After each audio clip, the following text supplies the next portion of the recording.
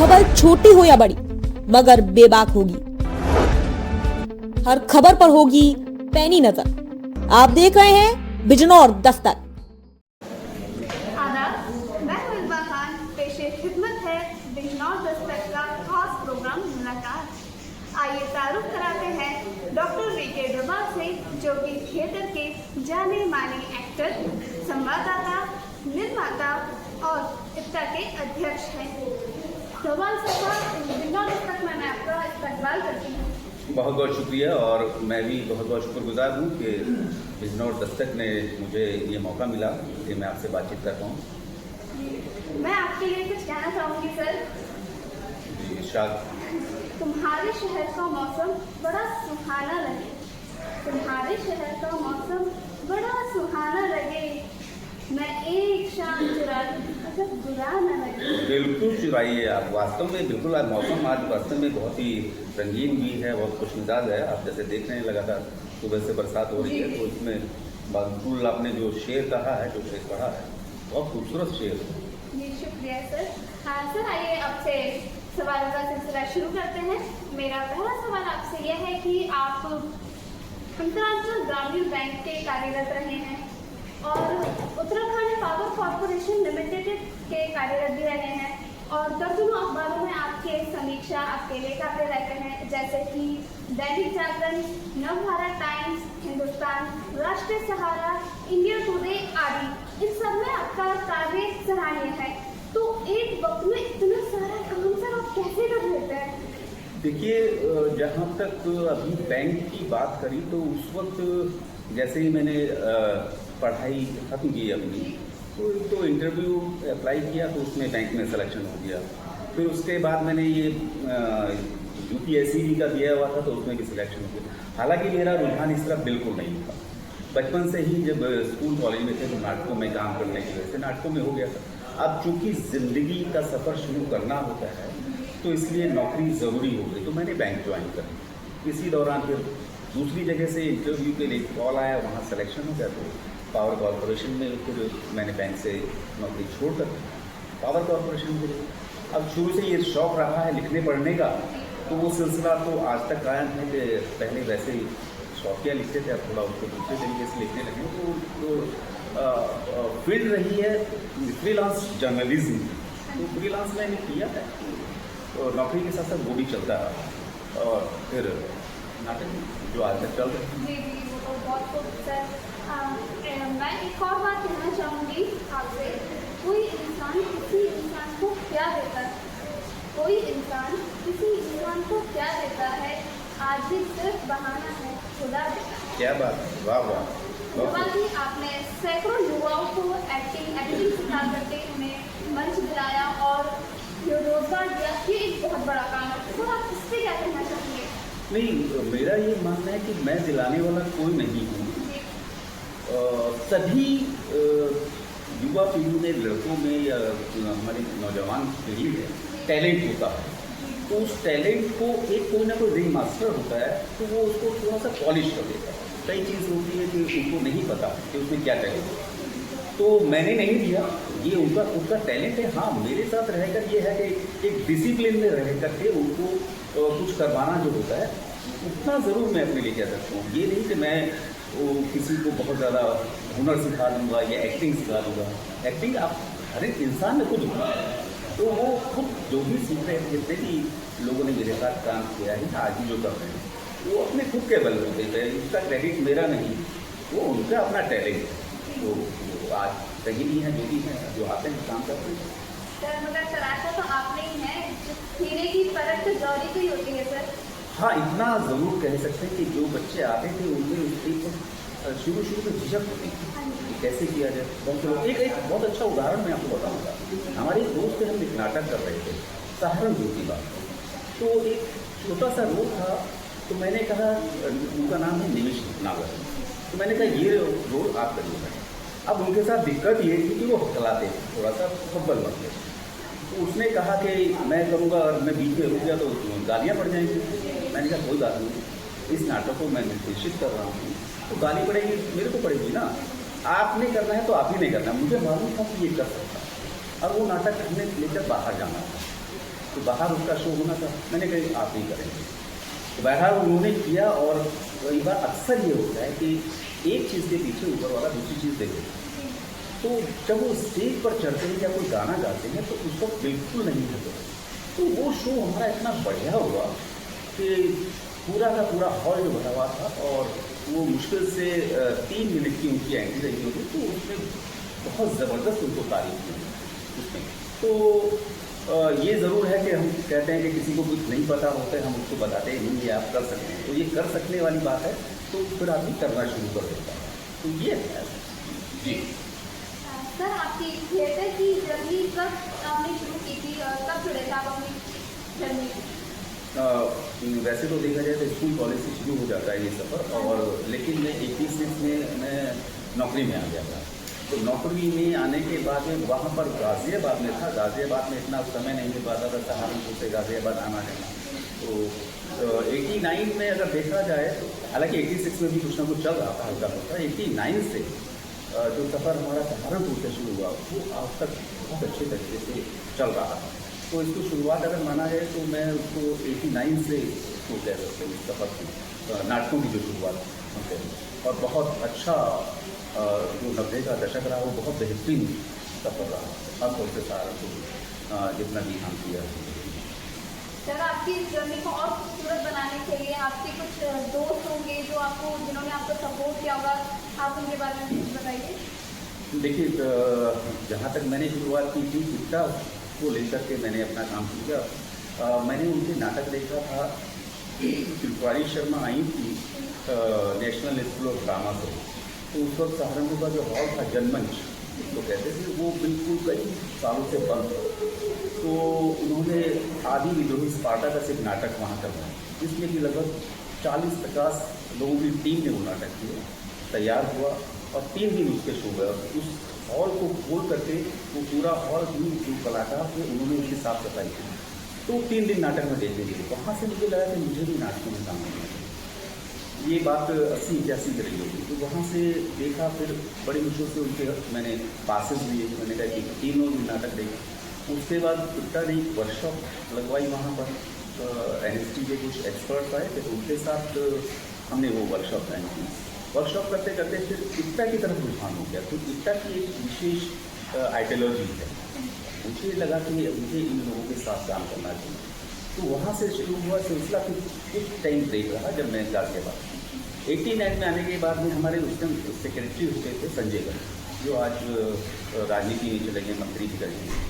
तो जाने के बाद उन्होंने कहा यार डोभाल आप और चीज़ों को आप संभालें और मैं थोड़ा राजनीति में रहेगा। तो फिर वहाँ से कुछ जिम्मेदारियाँ मुझे दी मेरे साथ।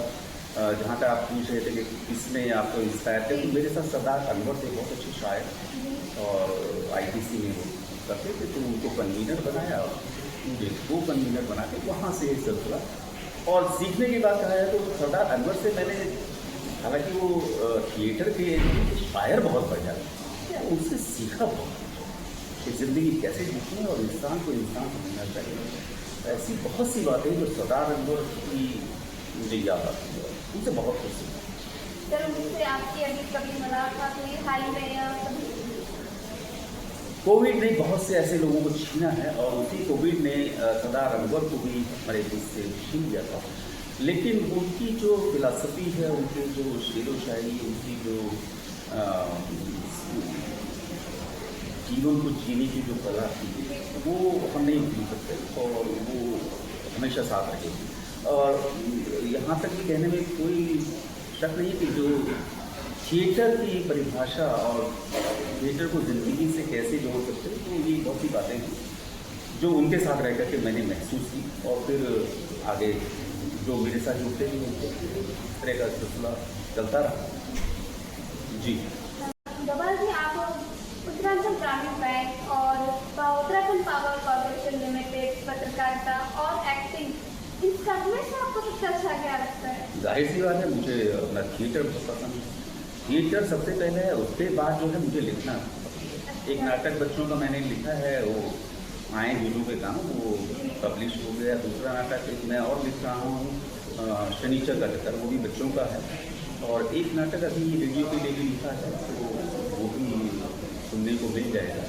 बाकी जो पहली पसंद है वो नाटक है। मैं फिर से यहाँ दोहराना चाहूँगा कि 90 का दशक जो रहा है उस वक्त कब सुबह होती थी, कब शाम होती थी और कब रात होती थी, ये पता नहीं चलता।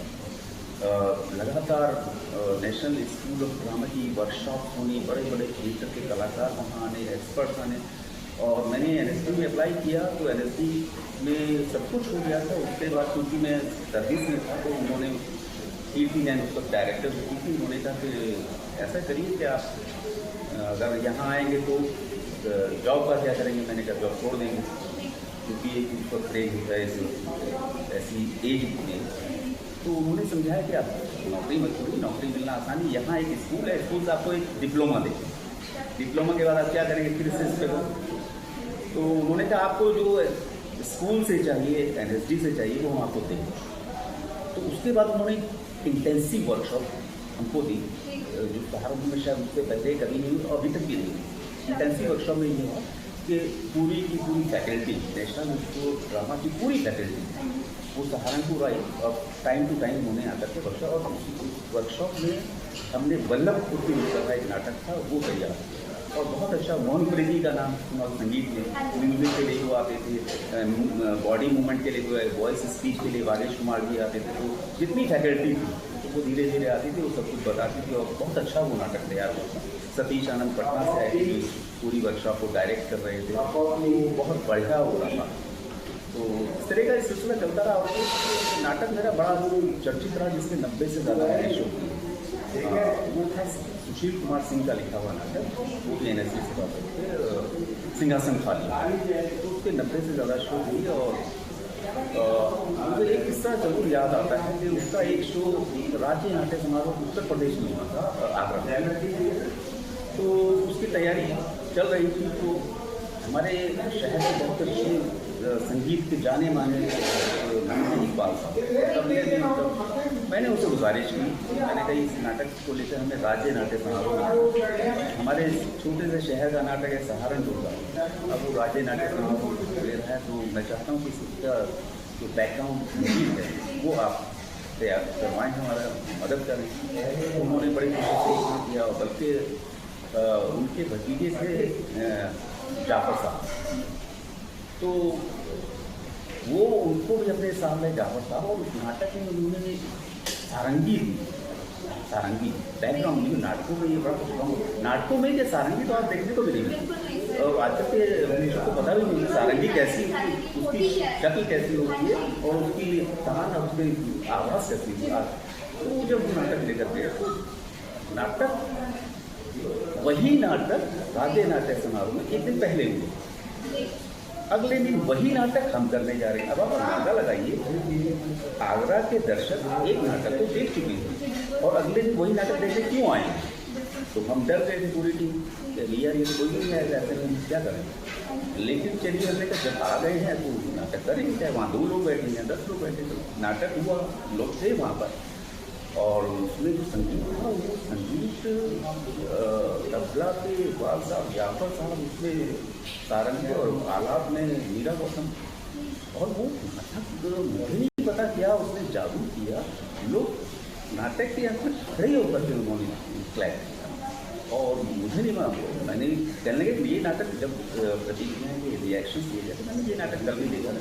लेकिन इस नाटक में कुछ नए प्रयोग हुए, जैसे कि तबले का, सारंगी का, उसमें गीत भी हमने डाले थे जो नाटक में नहीं, वो खुद हमने लिखे थे, बच्चों ने लिखे थे, कुछ हमने किया था। तो ये बड़ा अच्छा लगा। और सारंगी का संगीत का प्रयोग हम लोगों ने किया था, वो मार्वलस था, वो बहुत सुंदर तरीके से उसको दर्शकों ने पसंद किया। हमने तो किया था जैसे करना, लेकिन उसका रिएक्शन बहुत अच्छा आया था। उसके अभी भी शो लगातार हम लोग मौका मिलता तो कर रहे हैं। अच्छा तो सर, आप इसका के अध्यक्ष हैं जैसे, और आप एक लाजवाब एक्टर तो हैं ही, तो आपने कहाँ अभी तक परफॉर्म किया है और कहाँ भी आप करना से सोच रहे हैं परफॉर्म करना? हमने देखिए उत्तर प्रदेश के तो जितने भी शहर हैं उसमें लगभग सभी जगह हम लोग हैं।